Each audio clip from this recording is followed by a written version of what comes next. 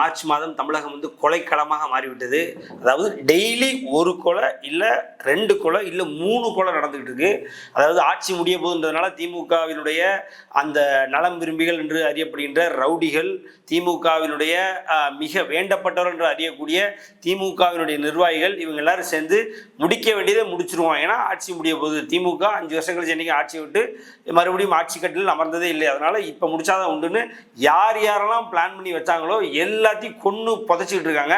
அதில் குறிப்பாக பெண்களை அப்படியே தூக்கிட்டு போகிறது, பாலியல் வன்கொடுமை பண்ணுறது, வன்புணர்வு பண்ணுறது, கூட்டு வன்புணர்வு பண்ணுறது பண்ணி அவங்கள கொன்றுறதுன்னா கொடூரமாக கோரமாக. நான் அப்படியே ஒவ்வொன்றா அடுக்கிறேன். கடைசியில் கொஞ்ச நாள் நடந்ததெல்லாம். இதுக்கப்புறம் இந்த ஆட்சி வேணுமா நீங்களே முடிவு பண்ணிக்கோங்க. நேற்று பார்த்தீங்க அப்படின்னா, அதாவது வெறும் 14 வயது மதிக்கத்தக்க மாணவி அவருடைய நண்பருடன் பைக்கில் போயிட்டு இருக்காங்க. ஒரு 2 மர்ம நபர்கள் வந்து இந்த பைக்கை தொடர்ந்து கிட்டத்தட்ட 80 ஸ்பீடு 90 ஸ்பீடு 100 ஸ்பீடு வரைக்கும் அந்த பையனை அழுத்த விட்டு அந்த பையன் ஓட்டிட்டு போகிறான். பின்னாடி இந்த பெண் உட்காந்துருக்கா. இவனுக்கு 2 பேர் துரத்தி அந்த பையன் போய் ஒரு செவுத்துல மோதி கீழே விழுந்து, அந்த பெண்ணும் கீழே விழுந்து, கிட்டத்தட்ட அதுக்கப்புறம் அந்த பையன் வந்து எந்திரிச்சு ஓடி போறான். அதாவது காலில் அவனுக்கு அடி போல இருக்கு, கால் ஃப்ராக்சர் ஆயிடுச்சு போல இருக்கு. அவன் எந்திரிச்சு தாங்கி ஓடி போறான். இவனுக்கு 2 பேரும் அந்த பெண் மயக்க நிலையில் இருக்கும் பொழுது அந்த பெண்ணை வந்து தூக்கிட்டு போய் மதுராந்தகம் ஏரிக்கிற பக்கத்துல கிட்டத்தட்ட 2 மணி நேரம் வன்முணர்வு செஞ்சு, கூட்டு வன்முணர்வு செஞ்சு அந்த பொண்ணை கொண்டு போட்டிருக்காங்க. இது நேற்று நடந்திருக்கு. இதே மாதிரியான ஒரு சம்பவம் பார்த்தீங்க அப்படின்னா, அந்த பொண்ணு வந்து 14 வயது மதிக்கத்தக்க மாணவி. அந்த பொண்ணு இன்னைக்கும் பார்த்தீங்கன்னா தூத்துக்குடி மாவட்டம் விளாத்திக்குளத்தில் அங்கெல்லாம் வந்து இன்னும் கழிப்பறை வசதி இல்லாதனால பொது இடங்கள்ல தான் கழிப்பறை. அப்படி ஒரு காட்டுக்குள்ள கழிப்பறைக்காக ஒரு கழிவிடத்துக்காக சென்ற அந்த பெண், அந்த குழந்தைய, அந்த 14 வயது குழந்தைய 2 பேர் சேர்ந்து தூக்கிட்டு போய் கற்பழிச்சு 6 மணி நேரம் கற்பழிச்சு கூட்டு பாலியல் வன்முணர்வு பண்ணி அதுக்கப்புறம் அந்த பொண்ணோட மூஞ்ச அடிச்சு உடைச்சு சதைச்சிருக்காங்க. மூஞ்ச அடிச்சு, அது நீ ஏதோ ஒன்று பண்ற, அது உன் ஆசைக்காக, ஒரு காமத்துக்காக, ஒரு காம இச்சைக்காக பண்ற, உயிரோடையாவது விட்டுருக்க வேண்டியது. ஏன்டா கொள்றீங்க? அந்த பொண்ணுங்க போய் சொல்லி இவங்க உள்ள மாட்டிடுவானுங்க, என்ன பண்ணிடுறானுங்க, கொன்றது எப்படி கொன்றானுங்க? அதாவது இவனுங்களுக்கு தெரிஞ்ச ஸ்ட்ராட்டஜி. இந்த மூஞ்ச அடிச்சு உடச்சா கண்டுபிடிக்க முடியாது, அப்புறம் நம்ம தான் தெரியாது வைக்காதுன்னு எதையாவது ஒன்று பண்றேன்னு உட்காந்து கல்லை தூக்கி போட்டு மூஞ்ச இடின்னு இடிச்சு கிட்டத்தட்ட நச்சு கொண்டிருக்கானுங்க. இது நடந்திருக்கு.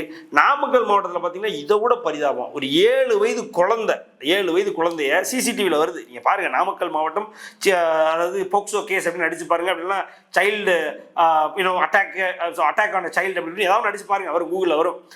7 வயது குழந்தைய ஒருத்தன் அப்படியே கூட்டு போகிறான். ஏதோ ஒன்று சொல்லி ஆசை வார்த்தை காட்டி எதையோ வாங்கி தரேன் வைக்கிறேன்னு கூட்டு போகிறான் போல இருக்கு. கூட்டு போகிறான். அந்த பெண் இறந்து கிடக்கிறா. அந்த பெண்ணினுடைய உடம்பு முழுக்க ரத்தம், அதாவது உடம்பு முழுக்க காயத்தோட ரத்த வெள்ளத்துல அந்த 7 வயது பெண் மட்டும் இருந்திருக்கா. இது வந்து பார்த்தீங்க அப்படின்னா 2.5 மணி நேரம் கழிச்சு அந்த தகவல் கிடைச்சிருக்கு. யாருக்கு அப்படின்னா பெற்றோருக்கு. அதுக்கப்புறம் போலீஸ்கிட்ட போய் சொல்லி போலீஸ் இதை கண்டுபிடிச்சிருக்கிறாங்க. இது நாமக்கல் மாவட்டத்தில் நடந்திருக்கு. அவனை போக்சோவில் இன்னைக்கு பிடிச்சி உள்ள போட்டிருக்காங்க. நீங்கள் போக்சோவில் பிடிச்சி உள்ள போடுறது அதெல்லாம் அதுக்கப்புறம், நீங்கள் காவல்துறை போய் கைது பண்ணுறதுலாம் அதுக்கப்புறம். இதுக்கு முன்னாடி பாதுகாப்புன்ற தமிழ்நாட்டில் எங்கே அப்படின்ற ஒரு கேள்விக்குறி. சரி, 7 வயசு குழந்தைக்கு தான் இப்படி ஆகுது அப்படின்னு பார்த்தா, அதே நாமக்கல் மாவட்டத்தில் திருச்செங்கோட்டில் 83 வயது கிட்டத்தட்ட மதிக்கத்தக்க ஒரு மூதாட்டியை காதில் தங்க பாம்படம்னு சொல்லுவாங்க இல்லையா, காதில் தங்க பாம்படம் இருக்கு, அதை அத்துட்டு போன்றதுக்காக கொண்டுருக்காங்க. அது வரலன்றதுக்காண்டி காதுல இருந்து ரத்தம் வர வச்சு, அதுக்கப்புறம் அந்த அம்மா கத்துறாங்கிறதுனால கழுத்தை பிடிச்சி நெரிச்சு, அப்பவும் கத்துறாங்கிறதுனால கத்தியை வச்சு கழுத்துல இறக்கி கொண்டு போட்டிருக்கான். அந்த மூதாட்டி 83 வயது மூதாட்டி அவங்களும் இறந்துருக்காங்க. அதே மாதிரி கிருஷ்ணகிரியில இதெல்லாம் பரவாயில்ல, இந்த திமுக காரனுக்கு பண்றது, திமுக நிர்வாகிகள் பண்றது தனியா அதுக்குன்னு ஒரு வீடியோவே போடலாம். ஆனாலும் அதையும் சொல்லிடுறேன். 2.5 வயது, அது பெண் கூட கிடையாது. நம்ம இதுக்கு முன்னாடியே பேசியிருக்கோம். குழந்தை 2.5 வயது குழந்தைய கிட்டத்தட்ட 40 வயது மதிக்கத்தக்க ஒரு திமுகவினுடைய நிர்வாகி கிட்டத்தட்ட பாலியல் வன்கொடுமை பண்ணா கூட பரவாயில்ல. 2.5 வயது குழந்தைக்கு எப்படா உங்களுக்கு பண்ண மனசு வருது அப்படின்னு நமக்கு தோணுது. அது நமக்கு தோணும், ஒரு திமுக நிர்வாகிக்கு தோணுமா, இல்லை திமுக தலைமைக்கு தோணுச்சுன்னா இந்த மாதிரியான நிர்வாகிகளை கட்சியில் எடுத்து வச்சிருப்பாங்களா அப்படின்றத யோசிச்சுக்கோங்க. கிட்டத்தட்ட அந்த 2.5 வயது குழந்தைய பாலியல் வன்கொடுமை பண்ணாம அதுக்கப்புறம் சீசஸ் வந்து செத்துருச்சு குழந்தை. இப்போ அது காரணம் வந்து திமுக நிர்வாகி தான். அதே கிருஷ்ணகிரி மாவட்டத்தில் நைட்டு தூங்கிட்டு இருந்த, வீட்டு வாசல்ல கட்டில் போட்டு தூங்கிட்டு இருந்த 70 வயது மதிக்கத்தக்க உள்ள தாத்தாவை கல்லை போட்டு கொண்டிருக்காங்க. கொல்லும் போது அவர் இறந்திருக்காரு, அவரு கத்தி இறந்திருக்காரு. உள்ள இருந்த அந்த 60 வயது மதிக்கத்தக்க மூதாட்டி அவருடைய மனைவி அவங்க கத்துறாங்கன்றதுனால அவங்க வாயடைச்சு உள்ள போய் அவங்கள கொல்லாம அதற்கு மாறாக அவங்கள, அதாவது 60 வயது மதிக்கத்தக்க மூதாட்டிய அதே கிருஷ்ணகிரி மாவட்டத்தில் ஊத்தங்கரையில் 60 வயது மூதாட்டிய 1 மணி நேரம் பாலியல் வன்முறை பண்ணியிருக்கிறாங்க. கூட்டு பாலியல் வன்முறை. இதுவும் 3 பேர் சேர்ந்து பண்ணியிருக்கிறாங்க. பக்கத்தில் அக்கம் பக்கத்தில் சொல்லி விஷயம் தெரிஞ்சு அதுக்கப்புறம் போய் போலீஸ்காரங்கள்ட்ட சொல்லி போலீஸ்காரங்க தேடிக்கிட்டு இருக்காங்க. இன்னும் ஒருத்தரை கண்டுபிடிக்க முடியல. இதுதான் கிருஷ்ணகிரி மாவட்டத்தில் இப்படி ஒவ்வொரு இடமும். இதை விடுங்களா, இண்டிகோ விமானத்தில் இதே மாதிரி திருவள்ளூர் நகராட்சியை சேர்ந்த 6வது வார்டு கவுன்சிலர் பிரபாகரன், நினைவு சரியா இருந்தால் அவருடைய பேர் பிரபாகரன். அந்த நாய் மேலே இண்டிகோ விமானத்தில் அங்கே குடிச்சிட்டு போய் உட்காந்து அங்கே பணிப்பெண்கள்கிட்ட சில்மிஷம் பண்ணியிருக்கான், அங்கே பாலியல் சேட்டையை பண்ணியிருக்கான், அங்கே அவனை அடித்து அங்கேயே ஏர்போர்ட்டில் உட்கார வச்சு அங்கேயே உள்ளே பிடிச்சி போட்டிருக்காங்க. இப்படி திமுக நிர்வாகிகளே இங்கே பிரச்சனை. ஜனவரி 2024 இதெல்லாம் இப்போ நான் சொன்ன கதை பூரா மார்ச் கதை. ஜனவரி 2026 இப்படி தான் ஒரு திமுகவினுடைய ஒரு மிகப்பெரிய கூட்டம் நடந்து கொண்டிருக்கும் பொழுது அங்கே உள்ள பெண் போலீஸ் அதிகாரியுடைய இடுப்பை பிடிச்சி 2 பேர் கிள்ளிட்டானுங்க. அதுக்கப்புறம் அவன் யார் என்னன்னு கண்டுபிடிக்கிறது. அந்த பெண் அங்கே ஏன் இருக்கிறாங்க அப்படின்னா, அங்கே கூட்டத்தை கட்டுப்படுத்துவதற்காக கூட்டம் ஒரு ரெஸ்ட்ரிக்டட் ஏரியாக்குள்ளே வருதுன்றதுக்காண்டி அங்கே போய் தடுத்துருக்க அந்த பெண்மணிகிட்ட பாலியல், அதாவது போலீஸ்காரங்கிட்ட பாலியல் சீண்டல் பண்ணியிருக்கிறாங்க. அந்த 2 பேரையும் பிடிச்சி அடின்னு அடித்து வெளுத்து அதுக்கப்புறம் அவங்கள உள்ள தூக்கி வச்சிருக்காங்க. போலீஸுக்கே இங்கே திமுக நிர்வாகிகளால் இங்கே ஒரு பதட்டமான சூழ்நிலை தான் உருவாகுது. இன்னைக்கு போலீஸ்காரங்க ஒரு பந்தோபஸ்து கொடுக்குற, அதுவும் குறிப்பாக பெண் மகளிர் போலீஸ் பந்தோபஸ்து கொடுக்க ஒரு பயந்த ஒரு சூழல் தான் இந்த தமிழ்நாட்டில் இன்று நிலவி கொண்டிருக்கிறது என்பதில் மாற்று கருத்தே இல்லை.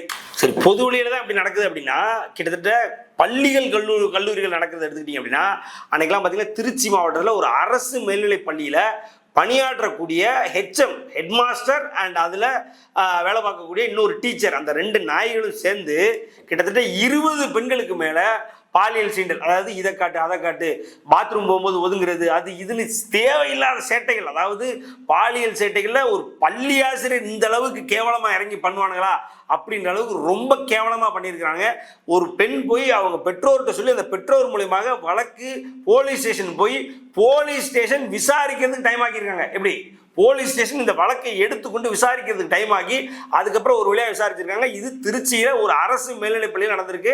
அங்கே உள்ள 20க்கும் மேற்பட்ட பெண்களை ஒரு ஆசிரியர், அந்த காம வெறி பிடிச்ச ஆசிரியர் இந்த வேலையை பார்த்துருக்கான். இது திருச்சியில் நடந்திருக்கு. சரி, இங்கே நந்தனம் ஆர்ட்ஸ் காலேஜில் 1000 பேர் படிக்கிறான். ஆனால் அந்த காலேஜில் ஒரு கேன்டீன் இருக்குது. அந்த கேன்டீன் நடத்துகிறவன் யார் அப்படின்னா பரசுராமனோ இதை நினைக்கிறேன், திமுகவை சார்ந்த ஒரு நிர்வாகி. இருந்தாலும் அவன் கூட வேலை பார்க்குற குக்கு, அவன் கூட வேலை பார்க்குற அசிஸ்டண்ட், அந்த குக்கு கூட வேலை பார்க்குற அசிஸ்டண்ட் கிட்டத்தட்ட 4-5 பேருக்கு மேலே சேர்ந்து அங்கே கேஷில் உட்காந்துருக்க ஒரு பொண்ணு வேலை கேட்க வந்திருக்கு. கிட்டத்தட்ட வேலை கேட்க அந்த பொண்ணு கேஷில் உட்காந்து அது போக இது இப்போ இந்த பிளேட்டில் எடுத்து வச்சு கொடுக்குறது வைக்கிறது இந்த வேலையெல்லாம் சேர்த்து பார்த்துக்கிட்டு இருக்கு. அந்த பொண்ணு வெளியூர்லேருந்து சென்னையில் தங்கி அந்த பொண்ணையும் அந்த நந்தனம் ஆர்ட்ஸ் காலேஜில் ஒரு ரூமை கொடுத்து தங்க வச்சிருக்காங்க. அந்த 20 வயது இவங்ககிட்ட வேலை பார்க்குற பொண்ணுகிட்டே இந்த திமுகவில் இருக்கக்கூடிய இந்த நாய் யார், இந்த கேன்டீன் உரிமையாளர், அத்துமீறி எத்தனை பேர் 5 பேர் சேர்ந்து தொடர் பாலியல் வன்கொடுமை பண்ணியிருக்காங்க அந்த ஒரு பொண்ணை. இது நந்தனம் ஆர்ட்ஸ் காலேஜ் கேம்பஸ்குள்ளே நடந்திருக்கு. அது அவ்வளவு தூரம் கேவலமான ஒரு விஷயமா இருந்ததுதான் இது நடந்திருக்கும். எப்படி ஒரு காலேஜ் வாசலுக்குள்ள ஒரு காலேஜ் கேட், ஏற்கனவே நமக்கு யார் இந்த சார் அப்படின்றது அண்ணா யூனிவர்சிட்டியில் எவ்வளோ பெரிய ஹிட் இருந்திருக்கும். எத்தனை பெண்கள் உள்ள அந்த பாலியல் அந்த துன்புறுத்தலுக்கு உள்ளானாங்க. அதில் எத்தனை பெண்கள் வெளியில் வர முடியாமல் தவிச்சாங்க.